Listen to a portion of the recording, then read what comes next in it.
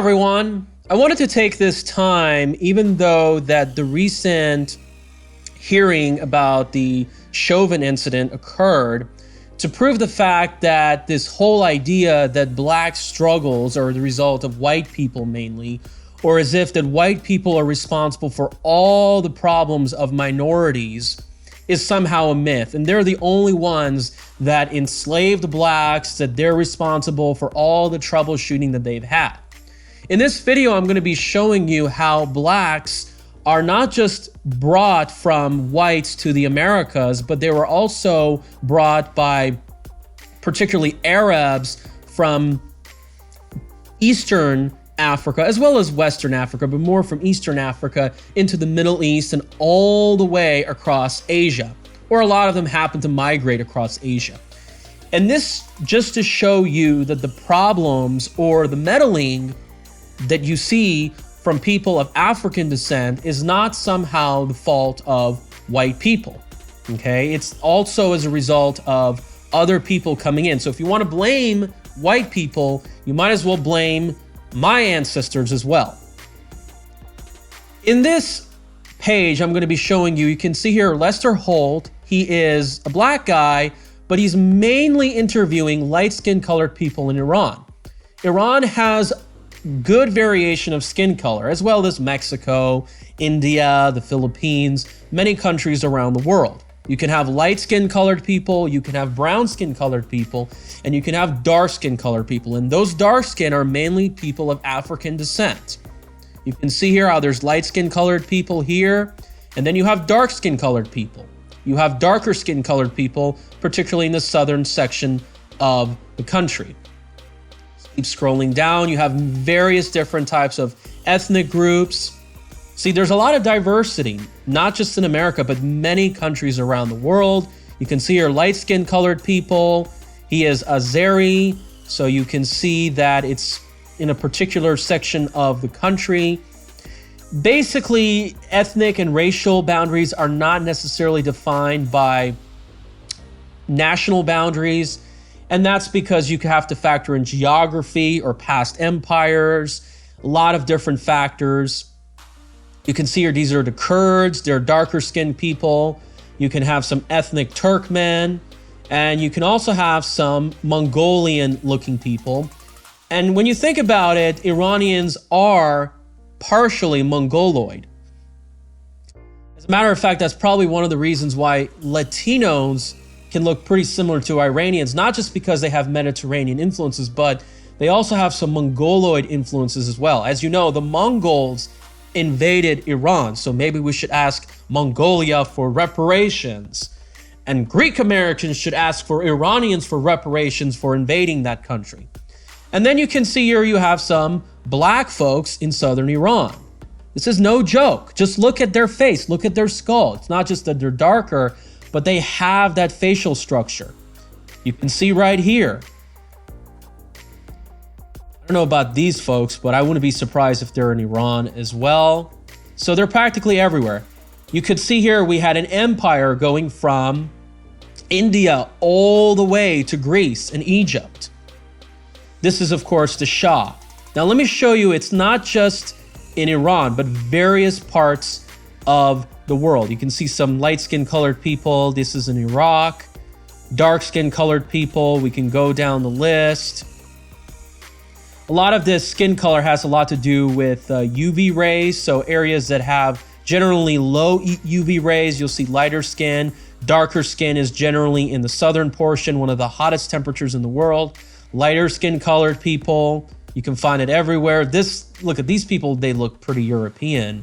But then this guy is not. You kind of get the idea. So you have Afro-Iranians. These are people of black African descent living in Iran. And they're mainly concentrated in certain states. The Indian Ocean slave trade. So this is not just from white people. They got them from the Arab slave traders and they brought them to the Persian Gulf, India, Far East. Yes, keep that in mind. You could see here that under the British pressure, they suppressed the slave trade in 1848. So it was white people that stopped the slave trade. Keep this in mind. So we have a good number of them. You could see here we had slavery in Iran. There's some dark-skinned colored people. You could see here there are groups such as Afro-Iraqis, 1.5 million of them. That is a lot. Keep this in mind. Well, we invaded that country, so we certainly hurt people of color, 1 out of 6 Iraqis. Well, shouldn't we demand the Iraqi people for reparations? I don't know. There's also Afro-Palestinians. They're all over. There is the City Group, which I believe these are folks who are blacks who were brought by the Arabs into Pakistan. And you also have Africans in China, believe it or not. Now look at this. They were coming to China for a better life, and then they had strict immigration enforcement. There's conflict. And as you know, all this Asian hate, a lot of it comes from black people. It can happen in any part of the world. You could see here they were trying to get rid of them. There's higher rates of crime. They have similar George Floyd events in those countries as well. Oh, those damn Asians are so racist. And by the way, Asians are so much different from blacks. Keep that in mind. So it's no wonder why there's just absolutely so much conflict in that society. This just to tell you that blacks perform similar socioeconomic levels when you are looking at blacks that are seen in various parts of the world, not just white countries. Now, by the way, I want to make this very clear. I'm not trying to bash black people. There are things I like about black people. I like some parts of their culture, their food, their cuisine, their music. But to be honest with you, I think every race has their own pros and cons. But once again, I'm just sick of all the white shaming, white guilt. It's just insane. It's going really, really too far. Let's share about my family and how my mom's side varies in skin color. This is the Shah of Iran, as you can see to the right. And the third guy right here is my grandfather. He is still alive. He's a lighter skin colored person. My mom's side is lighter skin colored. This is my grandfather to your right here. He's a darker skin colored person. You can see here he not only has a darker skin color, but he has a different facial structure. And then this is how I get that look. So I have kind of a mix between light and brown. I guess you can say I'm mixed race or mixed ethnicity. I'm not sure. Now the question is, am I African descent? I'm not sure. I mean, I certainly don't have that facial structure. Neither does this guy. I doubt it. Maybe they had some influences from Africa, but if so, I don't think it's more than 10%. Relatively speaking, Iran is a diverse country. And it's also important to know that, Iran is a relatively large country, various differences of geography, climate, various different components. It's like if you drive 100 miles, it's not like driving from Las Vegas to obviously St. George. It's basically like you are seeing a vast different groups of people, a very, very old society. You can take a look at Iranian Americans when they come to the United States. These people blend in very well. They speak the language. Almost half of them are in the state of California. Very few of them are in Nevada, despite a lot of them like to visit Las Vegas. You could see here that many of them are along the East Coast, Texas, but you can't see a lot of them in much of the country. And by the way, the states that usually have high levels of Iranian Americans usually have high levels of legal and illegal immigrants too. Keep this in mind, a lot of this has to do with economic growth. States that have a lot of economic growth usually have a lot of immigration. That's one of the things you've got to keep in mind. You can see our high rates of citizenship. A lot of them, they integrate very, very well. A lot of them have higher levels of credentials. Although one of the things I don't like about them is they're very pushy about college degrees and grades. One of them is actually a person in Congress. She's Republican, half Persian. And you can see here they do have some political impact. And perhaps that's one of the reasons why they brought them here, because they want to change the political outcome. But now you have people like me who are standing up and speaking out against this. Maybe the reason why they brought them here is because they're less likely to speak out against tax hikes and policies that may destroy the Second Amendment. They want to change this country, fundamentally speaking. Keep in mind, though, Iranians are generally Indo-European. That's one of the things you've got to keep in mind. Persian is an Indo-European language. As you know, my grandma's side, from my mom's side, she actually has green eyes. So you can kind of see how those genetics kind of flows in across the mountains surrounding the Caspian Sea. Yeah, and believe it or not, people keep telling you, oh, well, the white people are richer because they harmed other countries. Now, keep in mind, though, that northern Iran generally is richer than southern Iran. And I can show you many photos how Tabriz and Tehran looks a lot nicer than Ahvaz in the southern parts of Iran. Keep in mind that we did a lot of accomplishments throughout our civilization. For thousands of years, we built great empires and great cities. But where were those evil European wicked whites 2,000 years ago to suppress us? We built these great cities of Esfahan, Persepolis. Where were they to suppress us? Why weren't the blacks doing as well in many other categories? And speaking of that, my darker-skinned father moved by the Persian Gulf to Tehran for better economic opportunities because the lighter-skinned areas are generally richer. I mean, that's just how it is. Typically, there is quite of a correlation. Not always, but often there is. Now, when he immigrated to the United States in 1975, and by the way, some of my relatives immigrated to the U.S. before the Hart-Celler took an effect. So whether that law would have passed, I don't think it would have blocked it. When he came to the U.S., he studied at SMU, became a civil engineer, worked for LA County Department of Public Works for 30 years, 35 years. He wasn't oppressed. He was a brown skin colored person. And just like, many folks, he had issues with minorities. He wasn't a fan of Latinos. He wasn't a fan of blacks. So this whole anxiety over racism and all this minority stuff isn't just coming just from light-skinned colored people. Keep this in mind. And I just have to point out, by the way, that when I want people to come to the United States, generally speaking, I don't want them to bring the problems of their country. And I think that's one of the good things about Persians. But I do want them to bring some of the benefits. One of the things we can learn from these cultures is how they keep themselves cool during the summertime. Central Iran has a climate that's pretty identical to Las Vegas.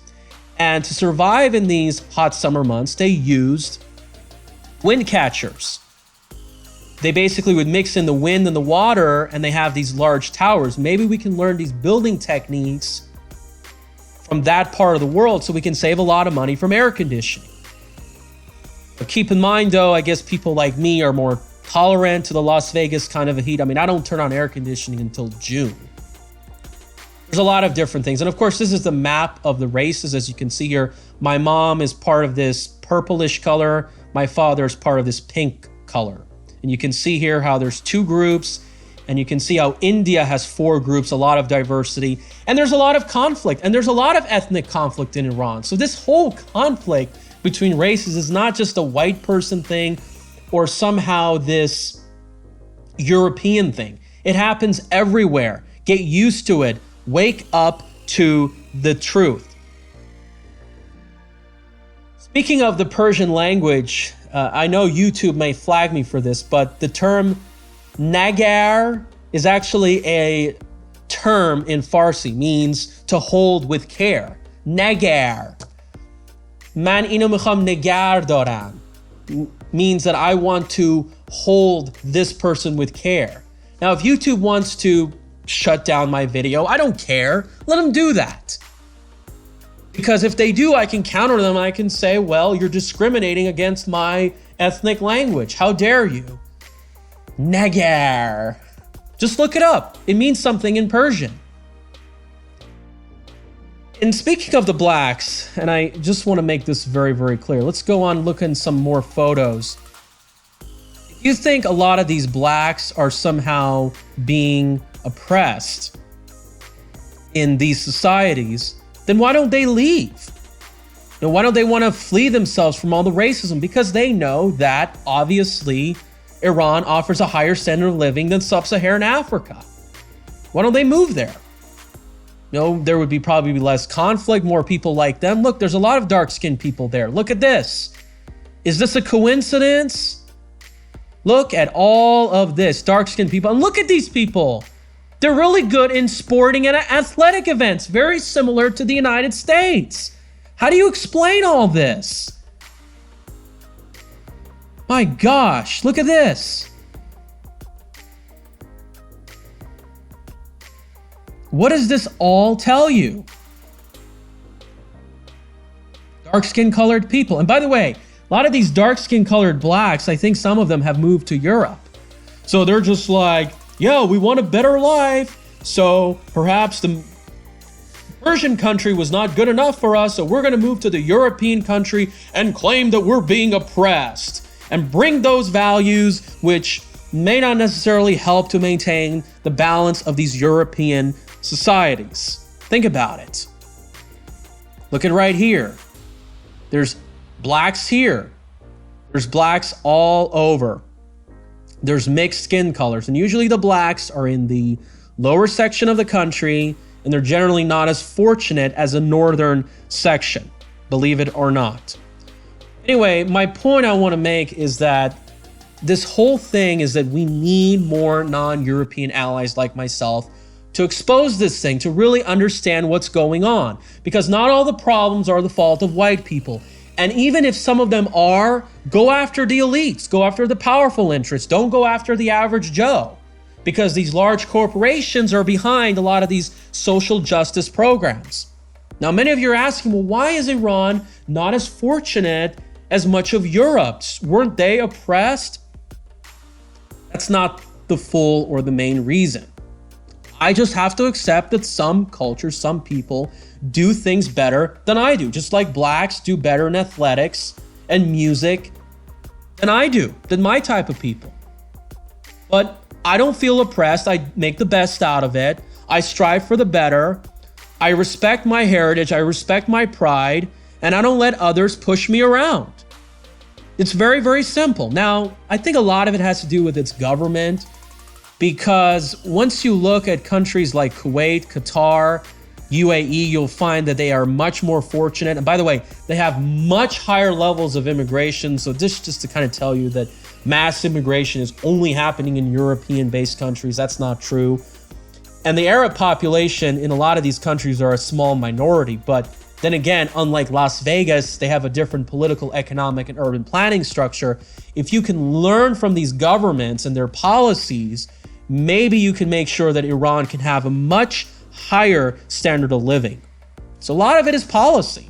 And I guess the people were responsible for the revolution of 1979, because prior to the 79 revolution, it was a pretty decent country to live compared to most of the world.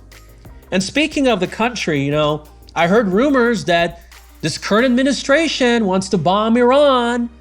So all of you folks who supported the new transition of power, well, guess what? When he bombs Iran, maybe you should ask the Persian people to demand reparations for black people, because it can't go only one way. It has to go both ways, right? Because they oppressed those people of color, didn't they? You should go after the white people. Oh, wait, I thought Persians weren't white because you were telling how Trump was a racist because he put Iran in his travel ban list. See, how does this really work, folks? It's just insane.